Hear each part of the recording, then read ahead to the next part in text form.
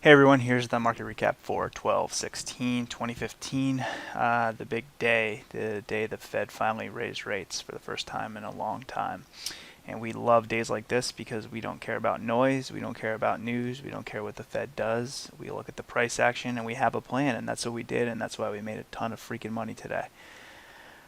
So I'm going to start from the backside in to try to get to where I was right before the Fed announcement. I sent myself an email and I sent myself an image of where we were, and I said, I will not 100% not take a bearish trade. In that, if the bull trade would not pan out, I would just sit on my hands. And the reason for that is because for several reasons, and let's go through why. For one, on the big picture, we still have this double bottom cup and handle pattern in motion, which the bears tried to kill off, but were unable to take out this cup level. I guess this was Monday, and the bulls defended it, and so this thing was still in motion. We were talking about the 2020 level being critical. The bears basically triggered everyone's stops, and then we got this quick red dog reversal right back up over 2020. So with that being said, we know that this pattern is still in motion. Okay, so in order for this market to roll over, the first thing the bears need to do is kill this pattern off. Okay, and the reason for that is because this pattern is targeting this level right here. Okay, so that we know that we use this pattern as the wind at our back, and we watch the internal price action for additional trading, intraday, etc. But this pattern's in motion, so that gives us one check for the bulls.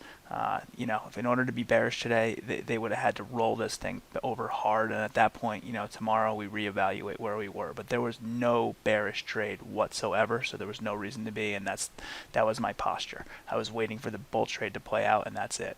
So let's see how things did play out. Now, if we go to the internals and look at the 15-minute chart on the so this was I had missed this last night's show, and I apologize. We were basically talking about this being kind of a little bit of a cup and handle here, and we were looking for this level to be to be broken out, and you can see the choppiness across the level. But we also have this bullish broadening wedge. And the target for the bullish broadening wedge is the high of the wedge. So we're targeting 2093.84. And this cup and handle is targeting 2106.96. So we'll take things one step at a time here, but we can see that this wedge, they tried to knock it, during the right at the 2 o'clock hour, and it was defended. So this is clearly, a breakout pattern here. Now, if we look at the intradays, let's look at the 1 minute. Let's clean this up. Look at the 1 minute chart. Is this the one I had? Yeah. So here's the Fed announcement, and we can see how wild that was on the chart. But the way I was looking at this is I was basically watching pre-Fed. I was watching for a breakout above this high, and I was looking at this. There really wasn't much, but we on the 15-minute chart we called this a cup and handle, so a breakout above this high. So I actually did buy this original breakout, but the way that I trade this is I go pretty big right away. I took a little bit of profit, and that allows me so that I can be break even if I get stopped out, and I did. So I stopped myself right out. So that was that happens. Okay, so but you have to be disciplined with your stops. Then I said, I'm just going to wait for this thing to set up, and it did. I didn't get anxious. I didn't do anything. And what did we get? We got a mini inverse head and shoulders. Okay. And now this was beginning to look also, and it turned out to be a cup handle. And there's nothing I like better than when I see a inverse head and shoulders in my cup. So instead of waiting for the breakout back above this high, I was able to buy this high. So it's kind of this hidden pattern below the high, and if you're watching the price action closely, that's the stuff you see. So we basically had this cup and handle, and the target of that cup and handle using this high and this low was 2075.43, and we can see exactly what happened the second that target was acquired. It pulled back immediately, and this is why we trade our targets. So going forward, where does that leave us? Look, I mean, the price action is still rather bullish. we have again we have the wedge that's still in motion here on the 15-minute chart. Where is it? The one, I think it's this one.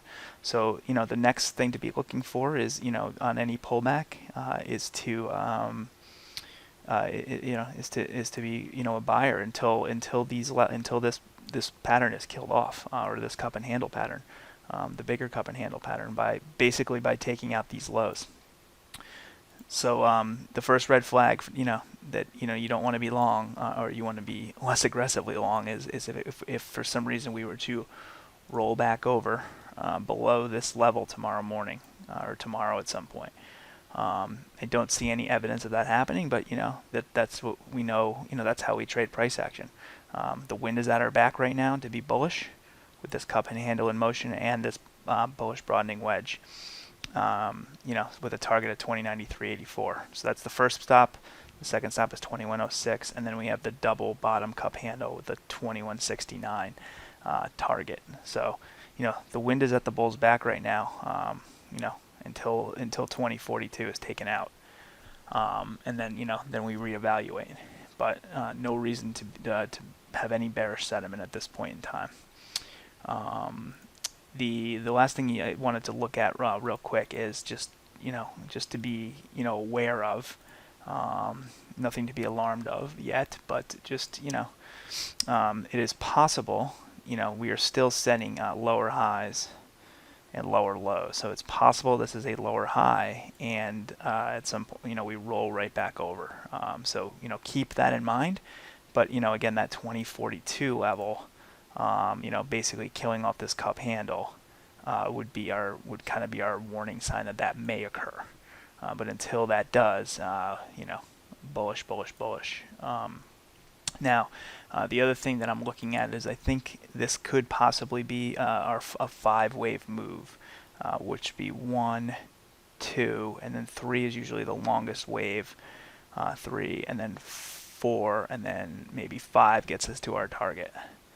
Time will tell, but it's possible that's a 5-wave move, and then at that point we'll see what potentially maybe we roll back over here and create that and go down lower. Who knows? Or maybe we go higher. Who knows? Maybe we come back, bounce off this level, and go higher again. Time will tell. We don't need to predict that far. What the price action in front of us is telling us to be bullish, and there is zero reason to be bearish at this point in time. So I hope you guys had a good day, and I will see you tomorrow.